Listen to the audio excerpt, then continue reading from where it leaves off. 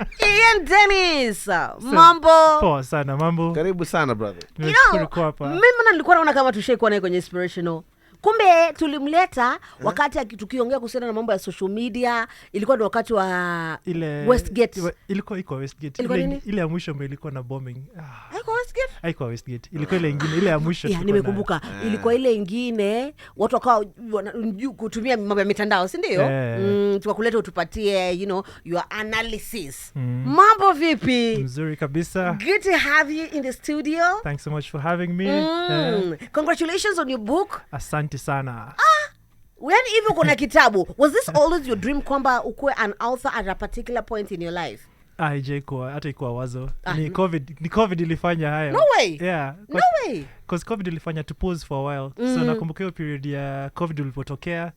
Unajua mimi kama kawaida kama kila mtu alikuwa anasema hii kitu iko ni ya wazungu itapata. Hadi ikakuja kwa mlango wangu. Ulikuwa wangapi hapa standard kupata? Sikumbuki but nakumbuka kwa ile kwanza bwana yangu. Ulikuwa kwanza mwapili. Alipata pia. Na mimi nikamwogopa ngani namsalimiana hewani. Nakumbuka zile announcements zilizotajwa pia nilikuwa hapo. I think nilikuwa less than the first 300 people Kenya. I know. How was that? Kupata with this weird disease watu wanaizungumzia, wewe unatajwa pale kwenye kampuni yetu, wewe you amongst the first people. Ilikuwaje hiyo kitu?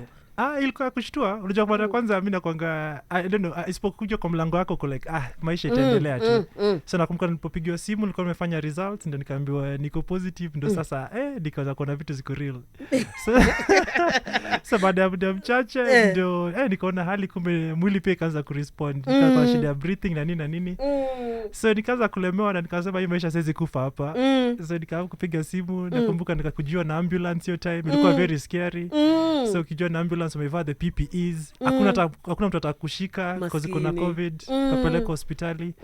I think nilipokuwa hospitali ndio I think ilikuwa time yangu ya kureflect. Nilikuwa najua hata familia kila mtu alikuwa anajua mimi nitarudi kama maaga. Oh, it was that bad? Baba wangu ajanipigia simu mara nyingi hivyo. Okay. Na mke yangu alikuwa anajua pia atanipa nimeenda.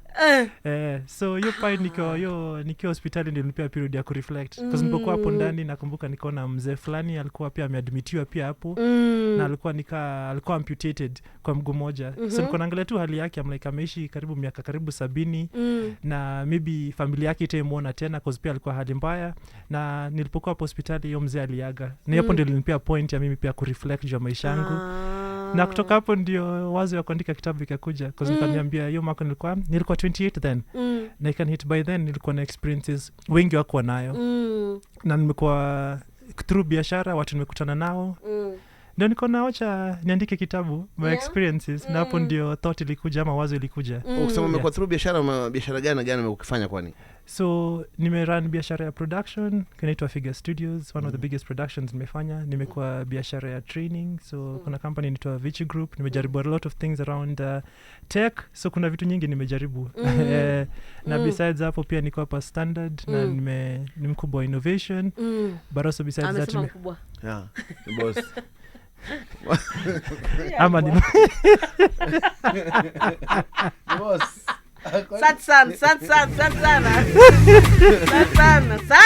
Sana bwana. Asante Yesu.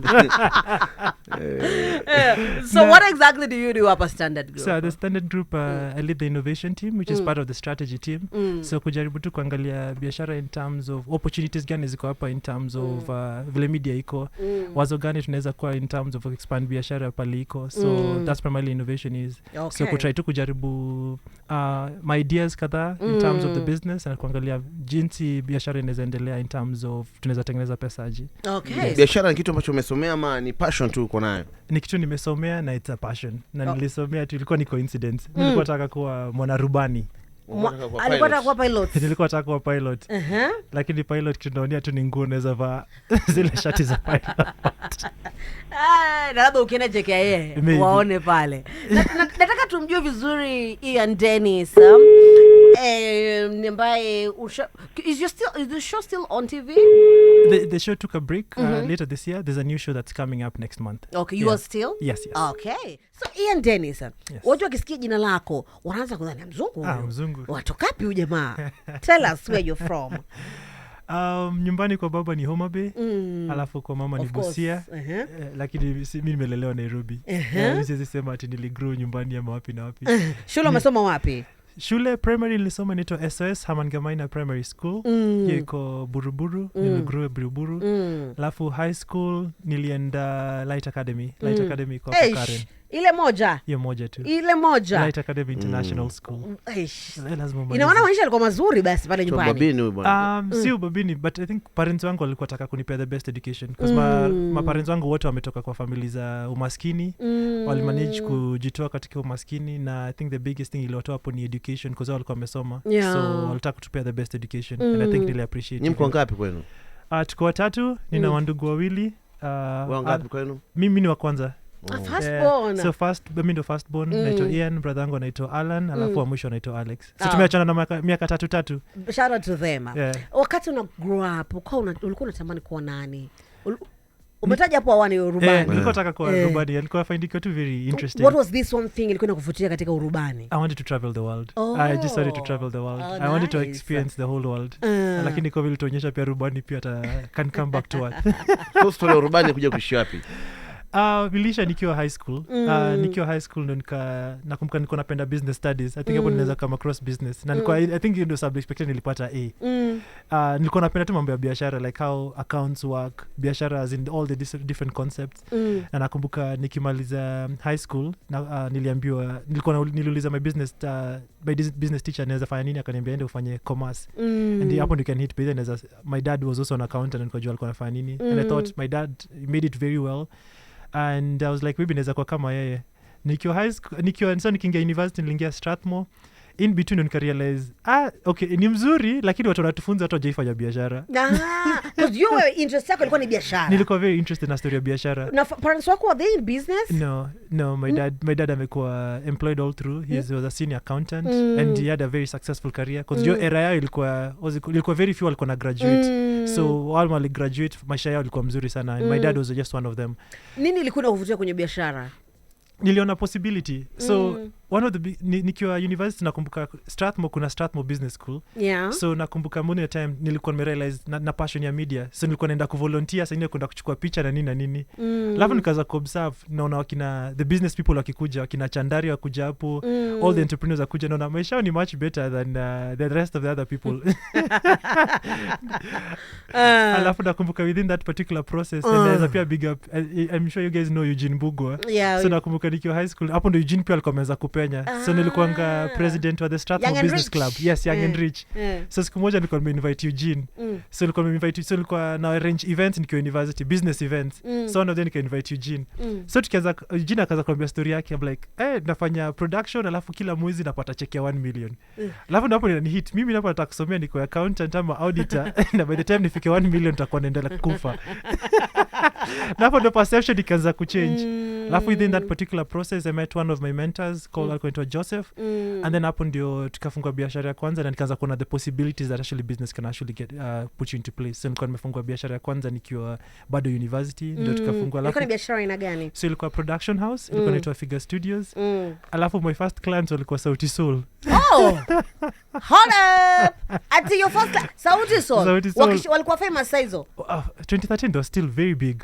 Walikuwa still very big. I was still looking up to them. I know it's like a little story. Yes. How that happened. Wakakuwa your first clients. Nataka anatueleze hiyo story. In a short while, sababu naona muda pale umetuacha. Alafu pia Clemo ana kitabu sasa hivi. Kitabu chenyewe ambacho umefanya stories tofauti za wanabiashara kama kina nani?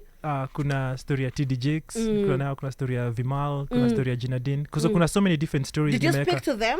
I know them personally. All the people I know them personally. And the stories are out of my experiences, and I also share different lessons out of their particular stories that I actually share within the book. Kaandika mwenyewe mwanzo mwisho? Peke yangu. So na kinapatikana wapi? Iko Nuria stores, and pia personally I'm still doing the deliveries. So watu waende kwa DM or wanaenda kwa DM ama wanaenda Nuria stores, wanatafute tu Ian Dennis network. Alafu I'm actually weekends nikipata time I'm actually delivering and I'm enjoying it. Nikutana watu very interesting. So I enjoy driving around and meeting people. Ebu follow him Ian Dennis kwenye kila platform, order the book. Ndio hii nimeshikilia wale ambao mko live na sisi hapa kwenye FB, this is the book. Ian Dennis ambaye ni mgeni wetu, anapenda sana, he's very passionate about biashara. Ameandika poka kitabu. Mimi nakwambia biashara tofauti shazifanya pia. So tulikuwa Kampo, si ndio? Tulikuwa tumefika Kampo. Yes. Biashara ya kwanza unatuambia your first clients walikuwa Sauti Soul. What happened? So nakumbuka time, I don't know kama nakumbuka ngoma Hat the Band uliza kiatu. So nakumbuka bas nilikuwa nimependea ngoma. Mimi napenda ngoma kabisa. So nakumbuka time, kila time nakuja kwa ofisi nilikuwa naimba ngoma every morning. So kuna my colleague then alikuwa itoa. Ulikuwa mpaka ofisi? Nilikuwa na ofisi. Hiyo time? Yeah. Wow. So kuna colleague yangu alitoa akasema cause nilikuwa napenda ngoma sana, akadecide kutengeneza a lyric video hiyo ngoma. Alafu tukafanyia through my network Twitter nini, tukafanyia ngoma ikaenda viral, ikafungulia Hat the Band manjia zao. So vile ngoma ika trend, so Bien akapata namba yangu. So akanipigia siku moja, nakumbuka ilikuwa na Friday afternoon. Alafu akaniambia unaitwa Ian so tuna ngoma nataka tufanyie lyric video before you do the actual video. So akaniambia nataka hii ngoma in 3 days. So nikasema tu mimi cause ni Bien ni Sauti Soul au nani atakata. Sasa niko Kampo. I was like sasa nikasema yes. Alafu akanitumia email. So kusikiza ngoma ilikuwa ni sura yako. So ilikuwa ni sura yako, so hiyo weekend nikakesha so sikuwa nimeivisha sana kufanya animation. So hiyo weekend nikajifunza nikifanya, alafu nikatengeneza lyric video, alafu nikawatumia.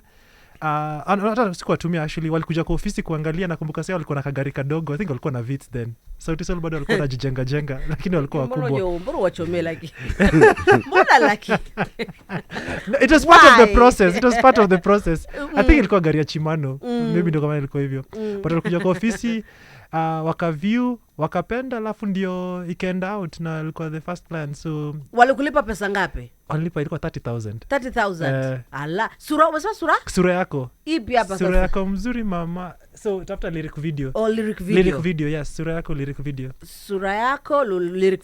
Hiyo ndio ilikuwa kazi yako ya kwanza. Yes. Aha. So kuanzia pale biashara ikashika vipi? So tukaanza kugrow biashara, kutafuta ma clients wa production na nini na nini. So nakumbuka hiyo time nilikuwa under wings ya Larry. So Larry was like my mentor back then. So nakumbuka ulimmeet vipi Larry? So Larry nilikutana naye nikiwa Strathmore University. So siku moja nikitembea around the university niko na Larry na I was looking up to him. So nikiwa campus bado nilikuwa na show yangu inaitwa Ian Dennis Show, kienda YouTube utaangalia. So nikamwambia mimi napenda kwa mwanahabari. Hiyo hapo. So nikamwambia mimi nataka kwa mwanahabari, napenda kitu nafanya na ningependa kuja siku moja kutembelea studio yako ni learn tu. Larry akanitikisha. So most of the Fridays I think between 2014 to around 2016 2017 I used to spend it at NTV studios. Nikikaa tu nikiona tu na hapo ndio saa nikaanza kuona hiyo tamaa pia siku moja naweza like kuanzisha TV show yangu, naweza like niingie into media. Alafu ndivyo ndo jani ikakuwa. So hiyo time nakumbuka pia cause nilikuwa pia fikiria biashara cause nilikuwa nimeanzisha biashara yangu Figure Studios. So it's like okay, nakujanga hapo kila Friday. So nikamwambia kina Larry naweza kuwa nikiwafanyia behind the scenes, memtashia social media, watu wajue kitu inaendelea. Alafu kuna advertise. So walikuwa tuna exchange chat, nilikuwa nafanya barter. So at the end of the trend walikuwa na mention Figure Studios, they walikuwa naistumia kuipush. No, within that alafu ndio jani ikaendelea. So after hapo nataka kuelewa. So Kampo ulikuwa unasomea nini? Campus nilikuwa nimesomea Bachelor of Commerce. Yes, but you're here now in the media. Yani saa hizo uko unafuatilia the trend nini, unaona media. Yes. Nilirealize ni passion yangu. So I think one of the things nikiwa campus nikarealize nilikuwa na point ya reflection. And I realized mimi napenda kuongea. Hata kitu nimesema earlier, palipopote nitakuwa mtajua niko hapo because I love talking to people, I love knowing people, and media became a passion. So nakumbuka hiyo nikaambia mamangu nataka kufanya hivi. Akanilipia small college course because my parents wangu wamenisupport all through. Nikaenda hiyo college nakumbuka ilikuwa Bell Institute. Nikasoma mwezi mmoja niko hapa, hakuna kitu ananifunza, acha nilearn YouTube. Mbona unasema unataka kufunza? Because most walikuwa a bit slow. Then nakumbuka walikuwa a bit slow. So nikasema acha nijifunze. Na hapo ndo nikajifunza kuedit, kufanya hizi animations, kujifunza hizo vitu zote za media, na nikaanza kulearn also from other people. Ulijipata vipi KTN ama Standard Group? So ilikuwa a matter of coincidence. So me I think after nimalize campus, one of the things nilikuwa nimejiekea, na nakumbuka vile graduate because nilikuwa Strathmore ni pesa nyingi. So nilirealize ndo passion yangu. So a week before ni graduate nilita babangu mkutano town. Nikamwambia dad, nimependa sana, nimeshukuru kitu umenifanyia, lakini mimi sitaki kufuatilia mambo ya kuwa accountant. Nataka kwenda either biashara ama media. So my dad akanipea the blessings, so I think hapo nikiendelea kufanya my production company, and then within a point nikaanza kutengeneza content. Alafu rafiki yangu moja akaniambia nimekupenda kitu sana, maybe ufanye to the next level, look to go to a media house, because nakumbuka nilikuwa naandikia Nation back then, nilikuwa nafanya hizo articles. What were you writing about? No, just doing the youth columns, so I was doing a lot of interviews and made stories and all that stuff. And then ndio siku moja niko na an opportunity at the Standard, head of HOD, head of video on demand, and then it was my first time actually ever applying for a job. So and I remember at that point I was like, okay, let me just try my way in. I applied for 3 jobs, I was called for all the interviews, and then I was asked to pick, and then that was the one how I got myself into Standard. But one of the main agendas, I really wanted to come in the media house, ilikuwa story yako advance the conversations around business. Ukirealize media tuchukuliangi stories of business very seriously, ni politics.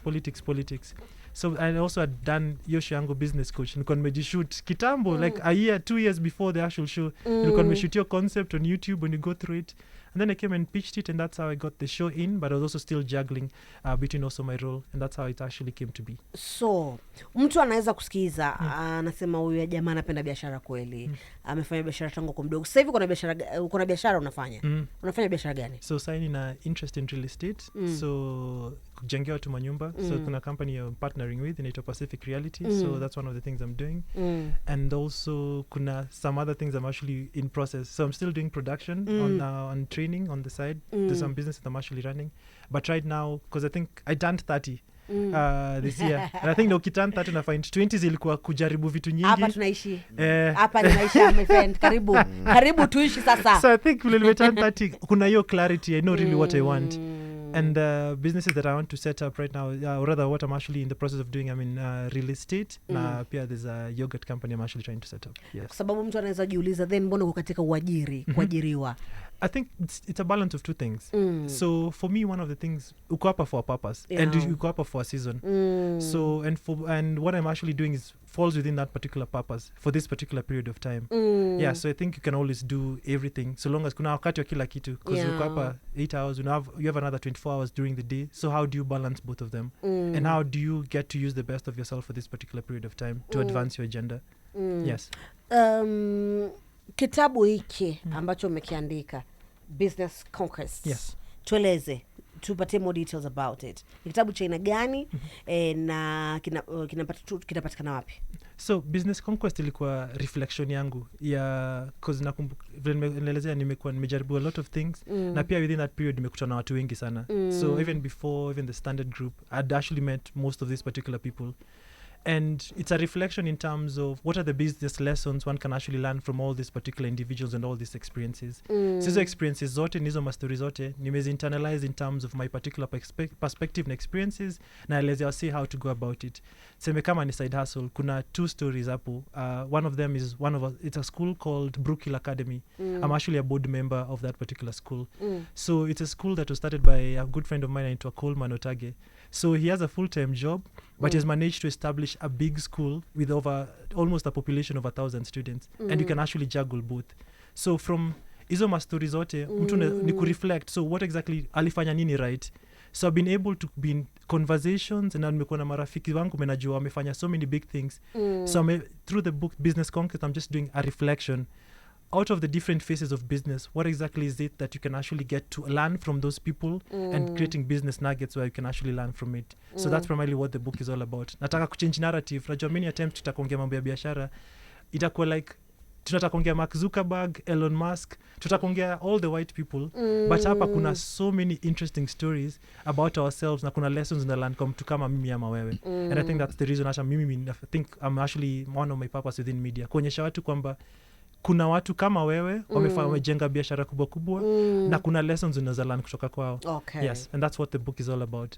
Waambie tena especially for the people wale walikuwa hawasikizi muda ule. Yeah. So kitabu primarily bado sijeka kwa bookshop, but kuna online bookshop wanaitwa Nuria, so it's available. Unaweza search Nuria store. Nuria ni Nuria. Alafu pia unaweza go to my social media. Weekends nikipata time nimekuwa nikidropia watu wengi, so nimedeliver to hundreds of people so far, na enjoy so far. Yeah, so unasema umetoa tu interesting. Hebu tuambie, nikitafuta mshindi hapa, most interesting person umekutana naye wakati anafanya delivery ya kitabu. So this week, I think ni this week ama ni last week, nimekutana na jamaa fulani ako, what's it called? No, okay, kuna nimekumbuka nimechapa story mob. There's this couple that actually, what's it called, I was delivering a book to. Walikuwa in a particular point ya kutry bwana alikuwa amelose job.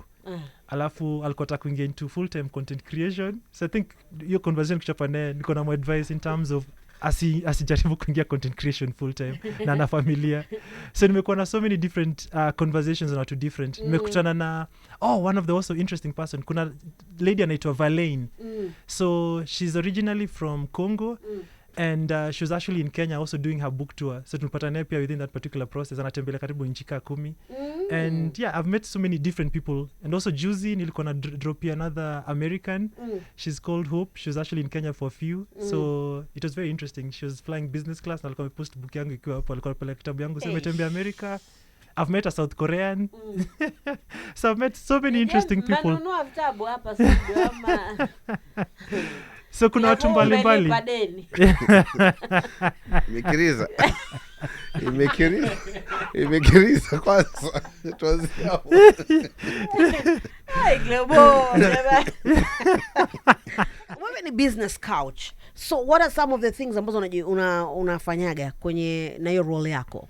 So as a business coach primarily ni kutembea na wanabiashara. So primarily nakuanga na sessions na quite a number of biashara. So na tuseme kama mwanabiashara, of course kuna challenges mob unapitia. And all these particular challenges unakuanga na solutions within yourselves. So as a business coach kazi yangu ni kufanya wewe ureflect na kuget the solution to some of the problems you're actually facing. So kazi yangu ni kusaidia wanabiashara kuresolve some of the challenges wana face within their biasharas na kuonyesha direction in terms of how to go about it. As a leader within a particular business, how do you go about it? As in terms of your marketing, in terms of your commercialization. And I think that's one of the gifts I've been given. So mata kwa kitabu, one of the things vile napenda kujidefine, like one of the things 2020 nilifanyia pia nikajua purpose yangu very clearly. So my purpose is defined in three what's it called, in 3 words. I create, I teach, and I guide. It's here right on the pale kwa about the author. Yes. Yeah, purpose is to create, teach, and guide. He exercises his mandates under various roles as a journalist, innovator, trainer, business coach, and an entrepreneur. Sasa kwa kipindi kipya kinakuja. Yeah, so kuna new program tuna work on inaitwa Sako Yako. So within the standard group kuna new fintech product inaitwa Sako Hela. So primarily tunataka kuambia watu wa Sako kwamba tuna product for you na tunataka kuonyesha watu pia that's the best way to actually get to invest within Kenya through Sakos. So it should be coming out next month. So inaitwa Sako Yako, itakuwa KTN Home. Yes. Fantastic. Nasoma hapa, I did not know you had done a master's degree. Yes. Umefanya biashara, umesoma, umefanya, your bachelor's degree, your master's degree, and tunajifunza sasa hivi kwamba you've just reached 30. Hapa kwa tunaweza kusema kwamba you've achieved a lot in your young age. Umewezaje hili? I think ni mindset. I think one of the core things ni kuja kurealize kwanza life is so short. Na pia unakuja kurealize lazima kuwe very productive. So nile tu vile unajisema nataka kuachieve nini by what particular age. So each and every day, for me every day counts. Yeah. So najiulizanga kila siku, question najiuliza hiyo day nimesoma nini mpya, nimefanya nini kunielekeza karibu next to my goals, na nimesaidia nani. So I think those are 3 questions I ask myself every day. So I think number 1, nimesoma nini mpya, nimefanya nini kunielekeza next to my goal. So kila siku hata kama sema unataka kufanya biashara, umefikiria kitu yote ama umetry kufanya kitu yote unataka kufikiria, alafu ni ya mwisho nimesaidia nani ama nimefanya nani a smile. I think that's always ask myself. So I think ukiwa very clear kila siku vile unaishi na ukiwa very intentional, I think hakuna kitu hizi fanya. Nilikuacha uko engaged. Which I believe you still are. Yes. I was talking to you, kaniambia madam ako nje ya nchi. Umeingiza mambo ya familia. No, ni vizuri tupatie watu hope kwamba long distance relationships work. So yes, I engaged last year to my fiance anaitwa Maureen. We've been engaged and then we did our traditional wedding in August also last year. I think niweza uchopia story kidogo jo hii. Ni kidogo. So I think a day before my traditional wedding, hiyo siku gari yangu ilifanyika nini? Taa zote za mbele zilichapa. Nilipata puncture double, as in tires ziliraruka zote that particular morning. And then nakumbuka hiyo jioni unachopata time ya Rorashio, of course mepanga kila kitu, mepea babangu whatever pesa ya kwenda kufanya hizo vitu zote. Yes, hiyo jioni nikajipata gari nafaa kurepair, nina bill karibu juu ya 30,000 nafaa kufanya, but tu favor ya Mungu ilikuja. Mechanic alinipea part, alikuwa tu nayo hiyo part imeharibika, alikuwa nayo imekaa tu. Wow. Akanipea tires zikaribika, nikapoa tire mpya. Hiyo jioni out of nowhere, juu brathangu mdogo na marafiki wa gani, kwa sikuwa nimeambiana watu wengi. Nilijipata tu hiyo jioni niko na like juu 30-40,000 extra. Hiyo siku ya so tukasafiri vizuri kufika huko. Mimi roshi yangu naweza sema tu ni Mungu. Negotiation between my parents, my uncle my represent na familia nyingine ilichukua less than 5 minutes. Zingine zikichuanga yetu ilichukua less than 5 minutes. Nauliza mkosho mnataka huyu. Tutakuuliza kwa mara ya mwisho. Yetu ilichukua, I think ni favor to God. Na coincidentally pia family nilioa ni nakumbuka hiyo the same year last year grandmother yangu alikufa, na nakumbuka kila time niko naenda kuona my grandma naletea mtu nini. So coincidentally alikufa the beginning of last year. Ningependa kuepuka that, but the what's it called, my mother-in-law, the best friend is actually related to my mother. So I think everything ilikuwa so smooth, and I think probably just God. Yeah, so beautiful. So yuko nje ya nchi. Yes, so after Rorashio, I think after a month alipata opportunity aka travel nje but anyway anakujanga and it's all good. Yes, ameenda kazi. Yeah, because I always believe that when you're two together, I think one of the biggest beliefs that everybody always needs to expand towards their dreams and visions. True. And for the season retreat right now, ako nje for now, but atakuja soon. Maybe siku moja nitamleta hapa, but apendi kutoki.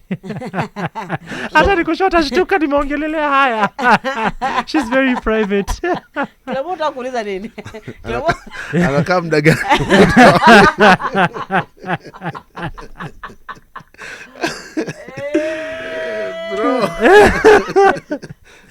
No, amekuwa Imoka amekuja na nakuja hata next month.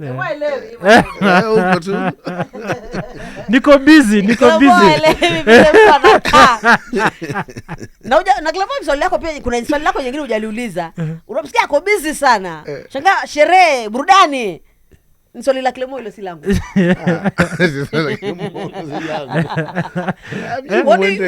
Unafanya nini to unwind? I love going for road trips. Napenda sema tu drive tu. Na sasa napenda kuwa na marafiki sana. Na dunda? Niliacha dunda. Niliacha kunywa kitambo, so mimi but nikiwa na opportunity to go out and out. But wenzako wanaanza sasa. Yeah? I think mimi nilikuja tu kuna it's not my thing. Kukunywa niliacha kila Clemo. Tarudi tu. Atimana makirudi Tarudi tu. Shida hapo tunaijua ni gani. Thank you so much for coming through. Tunatamani tuongee na wewe tena kwa sababu you're full of wealth, you know, in terms of knowledge. Lakini tunataka kukuacha uende. Waambie watu wa kufollow wapi kwenye mitandao ya kijamii. So unaweza nifuata Instagram @IanDennisNetwork, Facebook @IanDennisNetwork. So contact zangu zote ziko hapo. Ukitaka kitabu pia contact iko hapo. Au pia unaweza angalia iandennis.africa. So unaweza get pia kitabu hapo na unaweza nipata hapo. All right. Asante sana. Thank you so much for coming through. Thanks so much for having me. It's always a delight kuongea na wewe. Always a delight being here. Tuko mbele pamoja.